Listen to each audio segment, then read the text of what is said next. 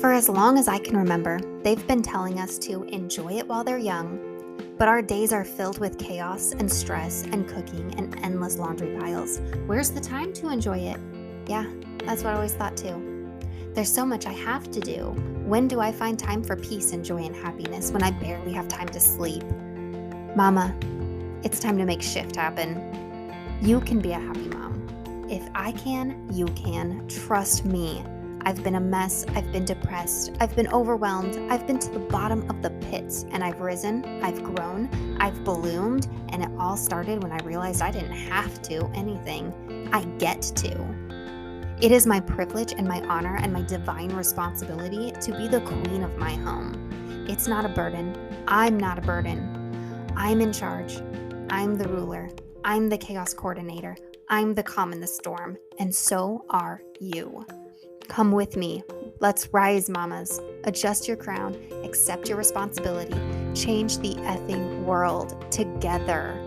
It's all in the way we choose to see it. I'm so glad you're here, friend. You're listening to Meant to Bloom with Brittany Clarkson. Hey friends, today on the podcast, I am joined by one of my new friends, Emily Lewis of the Abundant Grace podcast. I am so excited for you guys to meet her. She has, oh my goodness, so much good stuff to say today about your worth. And oh, I'm so excited. Let's get into it. Emily, why don't you go ahead and introduce yourself to us? Hey, Brittany. Thank you so much for having me. I'm thrilled to sit down and visit with you. A little bit about myself. I am an unlikely worthiness coach. I help women, primarily women, grow in their own self-confidence after trying to fit in or measure up so that they can confidently be themselves. I am a mama of 4 little girls. My oldest is 6 and my youngest just turned 3. We're about to have the rest of birthdays, but they're 4 years apart. And I get to coach and support women and podcast over on Abundant Grace to help people be authentically themselves and as well as have an authentic relationship with God that doesn't have to fit religion's check boxes. Oh my gosh, I love your mission so much. And I love that we're here today to talk about worthiness. That is something that I struggled with so much, and I have such a hard time communicating about it. So I'm really glad to have you here today. So let's talk about how to feel worthy. Do you have somewhere you want to start with that? Sure. I can start with my story. So I think it's relatable. I spent the first 26-ish years of my life trying to fit into a religious community. I think it's applicable for all kinds of things, maybe even your family. But I spent all that time trying to fit in and measure up. And I was trying to keep everybody happy, not realizing that's what I was doing. But I was so desperate to belong. And in order to belong, I felt like I had to be good enough. And there's all this pressure that comes with performing and being and doing all of the right things, right? So it left me exhausted, but I didn't know if there could be other options because this was how I was good. And if I wasn't good, then would I be accepted? Because I measured my worth and my value by how other people responded.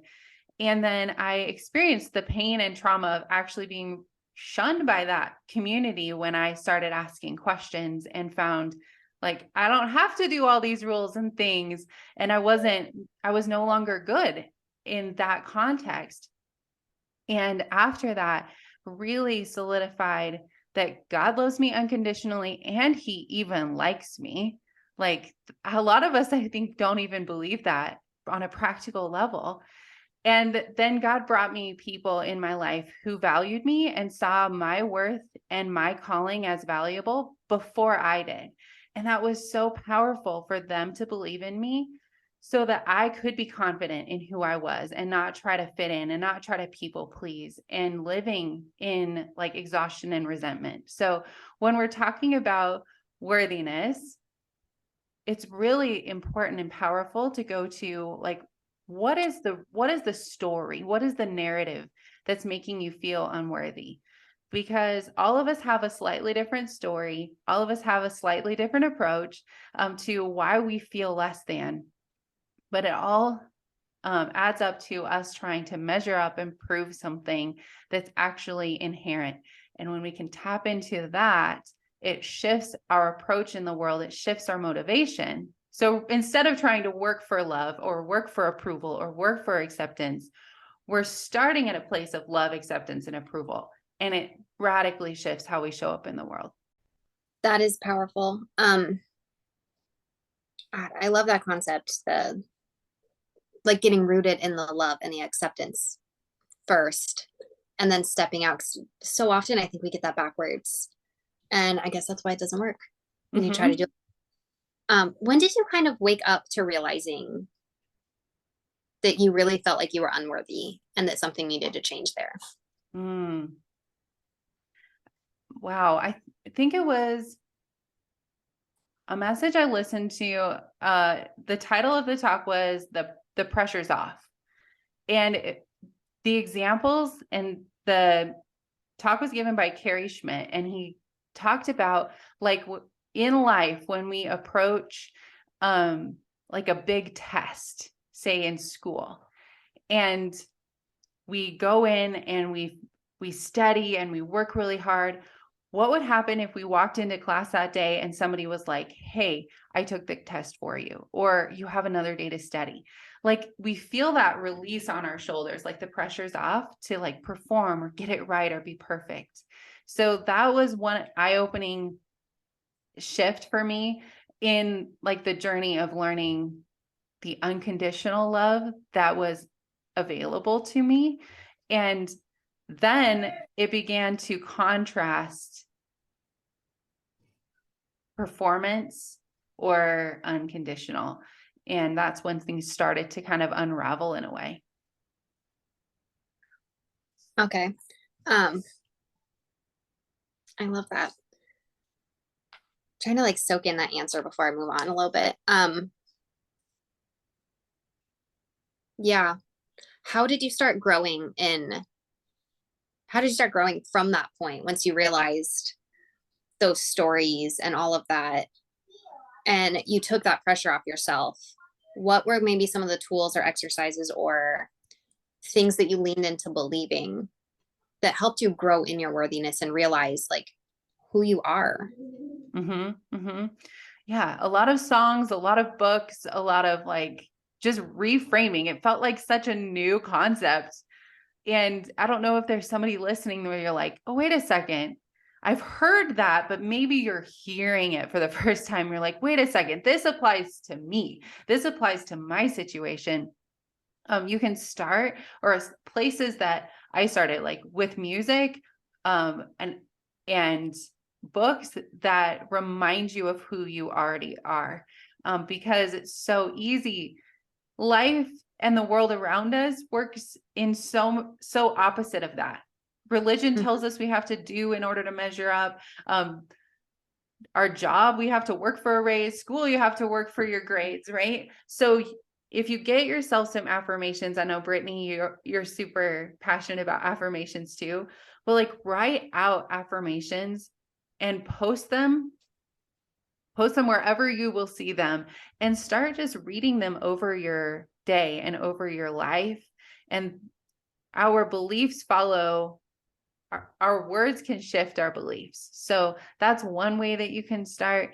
Other things that I did was like started questioning like everything that was around like that religion or that performing, and started asking those questions and getting the reassurance that God wasn't going anywhere, that I was asking those questions. And that part was so affirming and comforting, so that I could begin the journey of asking and discovering and being grounded in who I was. Yeah. Do you have a particular like affirmation or song or something that like comes to mind that is like this was so the one that was helpful for me? Oh man. You Say by Lauren Daigle. See, Who You Say I Am by Hillsong. Like those were some of the first ones that like were mind blowing. Like, wait a second, I am already. Yeah, those are two songs that come to mind. Awesome. Okay. So pretty much immersion into the concept of worthiness is really Mm, the remedy of counteracting what your outside world is telling you all the time. I know, especially like as women, we just hear that it's a lot of comparison, huh? And they tell you like, you know, there's so much, what is it? Productivity based worthiness. mhm. And then just showing you pictures of what other places look like, other homes look like, other people look like. And that comparison starts you thinking like, well, I'm not that good. Yep. Um, so how do we, other than just immersion into I'm worthy, you know, this is the truth about me, how do we work on building our confidence out of that while Mhm. of that comparison and, you know, Yeah. So I think I started referencing it at the beginning of the episode and I got sidetracked, but it starts by addressing you have to address why you feel unworthy. Like, what are the stories that you've been told? Like, is it productivity? Is it keeping your house clean? Is it homeschooling your kids? Is it whatever thing in your life that you're feeling less than around? Maybe it's every area. Maybe you feel less than as a sister, as a friend. Like, what do you usually it's because we think we should be doing more. So what is it that you're not doing that you feel like you need to measure up? And really getting down to some of those messages that you've been told, maybe from society because it's the way the world works, or maybe it was a teacher that said something to you or a friend that made an offhand comment one time that you internalized. Maybe it was a religious system or a family system, but those beliefs came from somewhere. So you can do this work with a coach, you can do this work with a therapist, you can do this work through journaling, but you can get down to the root of why you feel like you're less than. Like, what is it that you're not doing? Like you mentioned comparison. Comparison always happens when we're feeling less than because we have to have something to measure up to. We have an ideal in our minds, whether we recognize it or not. But what are we trying to measure up to and why? Like, where did those messages come from? Because when we identify them, then we can create even more powerful affirmations that will like speak directly to what is making us feel small or like we want to hide. I love that. What was I going to ask? Uh, Breaking free from that productivity based worthiness. Because you mentioned looking at the things that you feel like you have to do. How do we how do we let go of that? Do you have any tricks for like, you know, looking at your major to-do list and being like, these are all the things I feel like I have to do.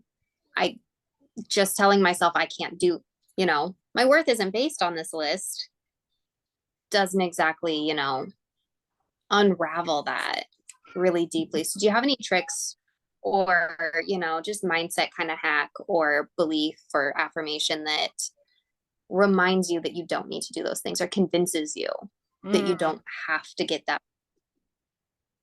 yeah, there's so much of our life that we live with almost, I like to describe it as like a frantic energy where Mm. when you wake up and you're just like, you already feel behind for the day, that energy, where we come to our days already feeling behind, already feeling not enough. And one of the things that we is a really good practice if you really want to fix, I don't know, fix isn't the right word, but if you really want to be grounded in your worth that isn't your productivity, you might need to let go of some of the good things that you do. And this is hard because we're like, but these are all important things, or these are all necessary, and these are all good things. But it can help you reset really well if you're like, I'm going to let go of this practice that maybe it's a spiritual practice. Maybe it's um, a, I don't know, a habit that's keeping you stuck, or like that you're doing something and maybe you need to delegate it. But letting go of some of the things that you're doing is a super practical, not always easy way, but it's a super practical way to be like, okay, my worth isn't in my productivity. Another thing that you can do if you, even if you're not necessarily Christian or religious, I highly recommend some kind of Sabbath in your life, in your week, whether it's like 6 hours without your phone, or it's a full 24 hours of whatever's restful to you or worshipful, or however you fill that cup. But there's a reason that that was implemented into the way the world works best, and it's rest. And one of the really inconvenient things about scheduled rest is it comes when you haven't already accomplished everything. You haven't knocked everything out on your to-do list and you're like, yes, I finally deserve rest. No, you're going to have to rest before you feel like you deserve it. And that's beautiful, because rest is a gift and it's not something that you have to earn. So let me know if you want more practical ideas, but those are two: to like literally do less, or really tap into rest and setting time aside every week that's scheduled. Do you have any last thing to mention about the worthiness, the confidence? Any last tips for my listeners? Mm-hmm. I would say surround yourself with people who believe in you. I think this is a piece that gets forgotten, especially as we're recovering from people pleasing. We're like trying to find it within ourselves. And there's so much power in aligning with who you already are and deeply believing that. But while you're on your journey, don't forget to bring somebody else along with you who believes in you. Maybe it's a partner, a spouse, a friend, a counselor, a therapist, a coach. Like, find somebody who believes in you and isn't afraid to call you out, who you can trust, who you can like grow with, so that you don't forget, because it's so easy to forget our worth. Absolutely. It's so easy to isolate yourself too, especially when you're feeling unworthy.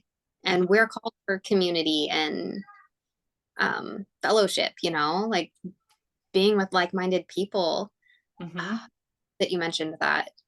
All right. So, Emily, where do you want my listeners to come and find you? Yeah, I would love if you guys come listen to Abundant Grace, my podcast. That would be fabulous. I'd love to get to know you. Also, I will have a link to my podcast and socials, as well as a video that I recorded for you with 5 tips to help you be more confident and not afraid of being seen, at emilykLewis.com/mint to bloom. And my last name is Louis.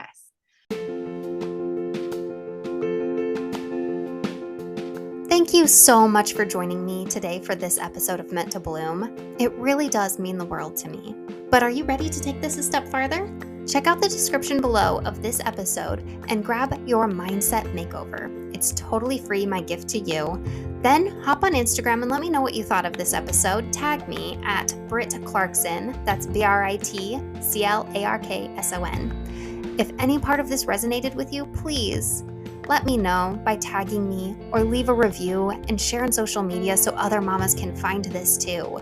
If it helped you, it's going to help someone else. You're part of a movement now.